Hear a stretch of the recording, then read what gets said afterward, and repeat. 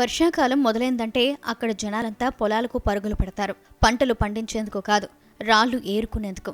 అవును, రాళ్లంటే మామూలు రాళ్లు కాదు, వజ్రాల రాళ్లు. వర్షాకాలం మొదలైందే కర్నూలు జిల్లాలో వజ్రాల వేట ఊపందుకుంది. వివిధ ప్రాంతాల నుంచి వచ్చి జనం తమ లక్ టెస్ట్ చేసుకుంటారు.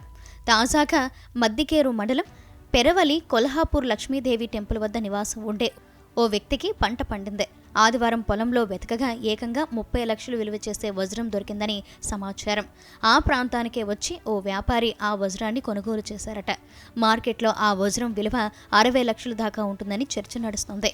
ఈ విషయాన్ని గోప్యంగా ఉంచినప్పటికీ పోలీసులు, రెవెన్యూ అధికారులకు ఉప్పు అందడంతో ఆరా తీస్తున్నారు.